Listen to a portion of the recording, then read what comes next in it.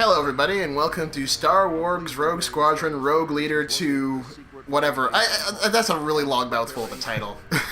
Yeah, does not roll off the tongue, especially because it has the word rogue in it twice. Yep. Well, right now we are in the Battle of Hoth. This level is actually pretty significant because it feels like a straight out of the movie, and it's also the last time in the game you get to control Luke Skywalker. Oh, wow. Oh, and then he switched over to Wedge, right? Yeah, and I still, I know Wedge is, some sort of minor character in the films, but it's to this day, and it's who the hell is Wedge? Well, because he was the one character they got from the movies to actually, play the part in this game, right? Yeah, but I still remember, as a kid, just wondering, who the hell? So Yeah. Wedge is actually a pretty big character in the expanded universe, in that, I know at least, because I read a couple of these books, that he is typically the main character of the Rogue Squadron books. And also, I haven't really played much of the first Rogue Squadron game, but I imagine he's maybe the lead character of that game as well. Probably. So he's definitely got some significance. He's definitely he's sort of a fan favorite.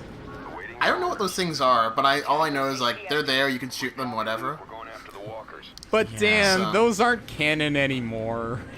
Oh yeah, that's right. It doesn't matter. No, Listen, it doesn't matter. No, I actually Whatever- enjoy some of those books. Yeah, doesn't matter if it's canon. Just like what you like, it's all right. Yeah, one thing that I find really interesting though is that in this game and in this one and also in a few of the other levels, you can actually command the ground troops, so you can tell them to attack the guns and or ATSTs. That being said, I don't really think it really matters because the ground troops are not really going to do shit against it. But Oh, that's too bad. you can at least command them to do stuff. Yeah, it's cool I mean anyways. to ask you guys, have you played the original Battlefront games? I have played Battlefront a 1. little bit. Because in those games, you could actually command your troops to focus on one thing or another too. Should you capture a base, or do you need to go out and shoot some bad guys or some good guys? And it was pretty solid AI for the most part. Not the most sophisticated. You would only do that in those games when you were playing single player, though, right? Like Battlefront, from what I remember, it was kind of meant to be a multiplayer game, and I'm pretty sure you could use. I'm pretty sure it was compatible with, the PS2 network adapter. Yeah, single player or local multiplayer, I believe. You can command your troops. Yeah. It made for some good times. Yeah, it's cool that they actually, you know what? I actually did not... Sorry, Jordan, say what you were going to say. Sorry, I haven't actually played most, the Battlefront games a lot just because my PS2 was kind of broken. But, yeah, they were a good time. Oh. Missed that one. Yeah. Let's call that a mulligan. Made a little bit of a mistake. I tried to tow cable them before I was supposed to, I guess. Yeah, this is actually pretty neat because it teaches you with this cutscene how to take down the ATST, the walkers, without actually telling you how to take down the walkers, so you can just sort of figure it out. But it does take some getting used to if it's your first time, because you have to make sure you don't go just pile yourself into the legs. Yeah, I remember finding the controls on the tow cable stuff to be pretty frustrating, because it gives you this fixed view, which it has to give you, but it also makes your controlling feel really weird, and hard to gauge where you're at in relation to the legs. Yeah, and when I was a kid, it didn't feel very good. But yeah, now that's Luke Skywalker. So now he's off on his adventures in Hoth, like you see in the movie. And yeah, now you are Wedge, and you have to deal with the walkers. Yeah, it's funny. I guess I didn't think about actually how few space battles Luke is actually in those movies. Because, there's a reason why you don't control him after this level, and it's because he doesn't get into any battles after this one.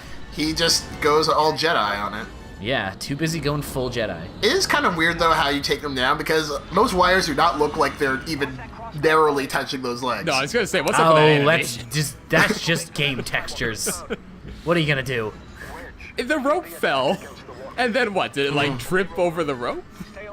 I don't even know. It's kind of janky how they sort of did it.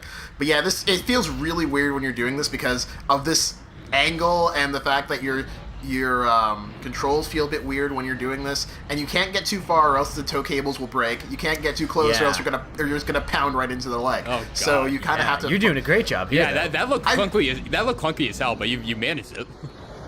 Well, I mean, like, when I was a kid, like, I only really played the first 3 levels of this game, and I got decently good at it, and I guess I still have the muscle memory for it, but, put it this way, this is the last good level in this game.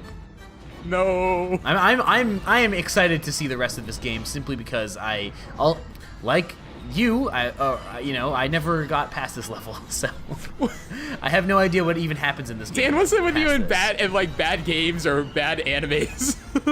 Like that you just got. What do you mean? Well, because you said for Sword Art Online, like you want to make a point of watching like the season that everyone says is bad. No, because I don't know. I'm excited. That stuff it's just stuff I haven't seen. It's very like instructive, I find. I don't know. I'm not excited to see those levels because they're bad. I'm excited because I'm curious. But I guess that's what drives that stuff too. Is like I'm just curious. Like I'm just like like I need to know. And this is how I've always been. Like this is why I started reading reviews for things when I was like 11. Which is just like I like to know what people do and do not like about things, and be able to weigh those against my own opinions and my own experiences, and you know. In the case of this game, though, it's a valid point because, oh yeah, this one, the entire thing with the walkers seems kind of pointless because they destroy the generators anyway. They have to. Yeah, but the thing is, though, when it comes to this game, it's actually interesting to know exactly what doesn't work about it because it starts off great. This is our 3rd level. The past 2 levels were great and taught us really well how to play this game. And if you play past that, this game just turns into a completely different game and just jumps off a cliff. I'm not even joking. I'm also really curious to see sort of what areas it explores, like in terms of like what planets it goes to, what the sort of connecting thread between those things ends up being. You know, because for me, this game, as far as I'm aware, is just like, oh yeah, it's the battles from Star Wars, but obviously that's not enough to pad a whole game, so they gotta make some kind of plot or like have some sort of reasoning for sending you into like planets you maybe haven't seen in the game or like or in the movies and stuff like that. So that's sort of the stuff that I'm really. Well, the thing is, though, if it's a planet you've never seen in the movies, you kind of don't care. They don't really give you a reason to care in this game either. No, but that's what I think is the big problem.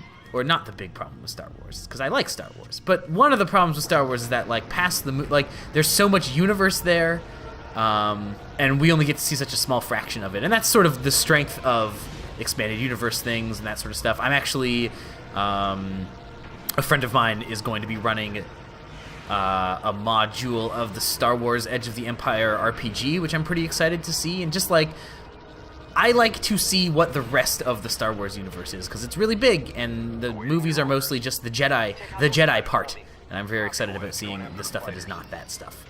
So right here, what's happening is that they sent bombers to get all the supply ships, or the refugee ships, so you have to sort of kill the bombers before they kill everybody else. Yeah.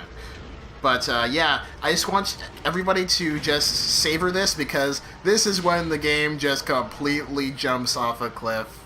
It nosedives into oblivion right after this level.